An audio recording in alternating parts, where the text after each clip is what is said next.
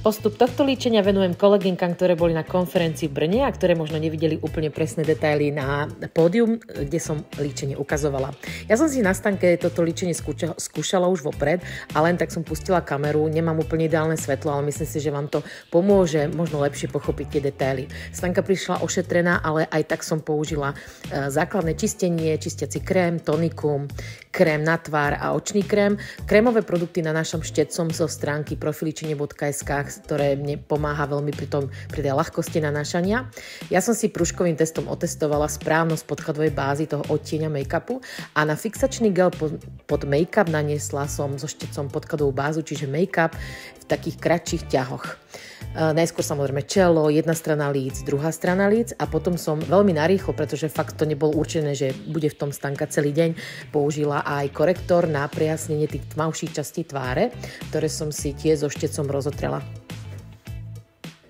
Tu vidíte, ako krásne tá pokožka sa zladila s tým krkom. Teraz v tejto časti roka máme naozaj krk najsvetlejší a potrebujeme ten make-up pekne doladiť, aby sme nemali také urezané tváre. Toto už ste videli, ako som naniesla ten korektor. Rozotrela som to so štecom a idem teraz fixovať transparentným púdrom. Transparentný púder je úžasný v tom, že ladí s každým farebným typom a že krásne zmatní tú pokožku a zafixuje, že sa vám nebude ten make-up strácať. A teraz už nanášam konturovací púder latte, ale nenanášam ho ako kontúru, ale ako taký jemný bronzer. Vidíte ten krúživý pohyb, ktorým vlastne krásne ako keby zhnedím líčka, vrch čela, potom aj sánku a tie kosti a tá tvár chytí taký krásny opálený zlat, alebo ako už som spomínala, tá farba pokožky je teraz naozaj najsvetlejšia. Takže vidíte, takými kruhovejšími pohybmi som naniesla ten púder konturovací latte. Teraz nanášam lícenku Shy Blush, ktorá je veľmi pekná, veľmi svieža, šťavnatá a dávam ju vyššie, ako sme niekedy boli zvyknuté. A trošku samozrejme aj na nožtek. Takže vidíte, tá lícenka fakt dodala hneď šťavu. Ako ďalší krok už idem na obočie a používam novú kazetku na obočie vo farbe blond. Najskôr samozrejme som si vyčesala to obočie, tie chlopky a začínam nanášať tú pomádu, čiže taký ten krémový produkt, ktorým si to obočie definujem. Keď nanášate to obočie, začnite naozaj od stredu a najskôr dokreslíte tie chýbajúce chlopky v tej druhej časti obočia a až potom dokreslíte ten začiatok. Tým, že dáte túto pomádu najskôr a až potom dáte ten púder, ten farebný púder, tak to obočie má úplne úžasnú trvácnosť, naozaj vydrží. Ako ďalší krok sa nanáša rozjasňovač, ale môžete to prstom, môžete to so štecom, ale keďže som ešte išla líčiť oči, tak to úplne až tak neuvidíte v tomto kroku. Obočieram obrazu a naozaj udáva taký váš dôraz alebo taký váš pohľad a naozaj je dobre sa s tým pohrať. Ako ďalší krok ešte použijem na také zafixovanie a možno zjednotenie takých tých krajov práve aj tuhý púder. Môžete použiť aj hodvábny, ale ja som práve brala tuhý kvôli tomu, že keď som išla líčiť na pódium. A tu už vlastne ste videli produkty, ktoré idem nanášať na tie oči. Ako prvý krok je, že naniesiem hornú linku na waterline, to znamená podmyhalnice, tú čiernu black. Môžete použiť aj tmavohnedú, ale tá čierna je tam veľmi pekná. Čiže najskôr vykresliť linku vnútornú na horné viečko a potom jemne prejsť aj cez nadmyhalnice, čiže urobíte si tú linku tam, kde sa bežne líči. Potom si kuželovým štecom jemne rozotriete, takže sa nemusíte báť, ak tá linka nie je úplne rovná a krásne tak urobíte taký základ dymovému líčeniu. Vidíte hneď, ako to oko sa zvýraznilo.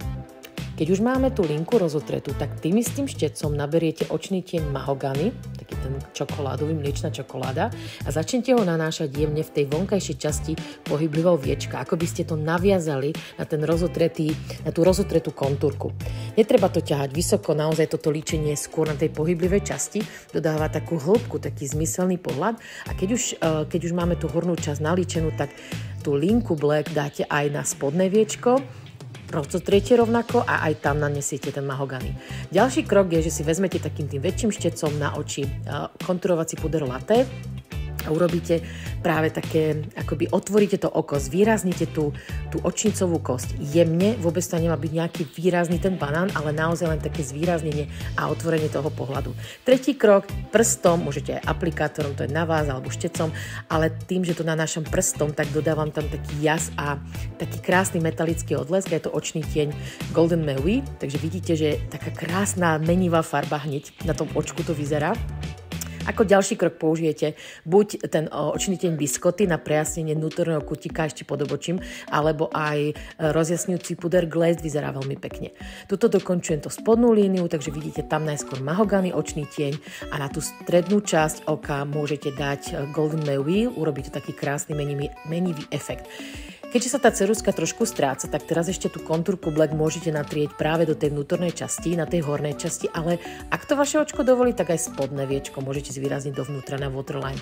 Tu už pracujem s novou maskarou predĺžujúcou, ktorá je fakt krásna, naozaj doplňa tú dĺžku tých myhalníc a je to naozaj podľa najnovších trendov, že tie myhalnice máte pocit, že ani nemáte nalíčené, je to ľahučké a tie myhalnice sú pekne otvorené. Ja som použila 2 vrstvy, dokonca sa odporúča aj 3 vrstvy, to je úplne na vás. A keď si Stanka na druhé očko dávala sama myhalnice, si líčila s touto maskarou, tak si tie myhalnice urobila ešte dlhšie, pretože samozrejme používala pritom také tie ľahšie, také, že pomáhala si tým viečkom. Takže vidíte, že to očko hneď vyzerá úplne inak. Teraz použijem rozjasňujúci púder novinkový, ktorý dám na vrch lícnych kostí, dám aj na špičku nosa, na koreň nosa, na pery a úplne krásne vyzerá, keď sa dá aj na tú pohyblivú časť toho líčenia, keď to chcete ešte viac presvetliť. A aj na tých perách, keď to dáte ešte skôr, než dáte rúž, tak to hneď chytí úplne iný zlatistý odlesk.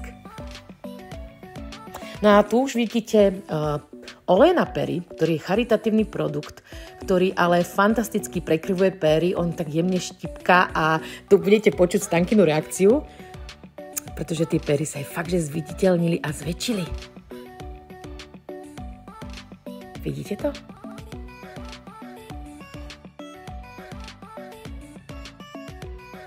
Wow, to čo robí? Tak sme sa trošku pobavili. Stanka hovorí, že pre mamičku na materskej je toto nevydané vzrušo, takže olej je od 12.5. v ponuke. A pozrite, ako krásne to líčenie vyzerá. Tá tvárička vyzerá krásne, tie oči sú úplne také príjemne, naživo to bolo ešte také jemnejšie a aj tá tvárička, keď bola taká zvýraznená tým konturovacím pudrom ako bronzerom, tak hneď je to super, úplne krásne na tieto dni. Vyskúšajte.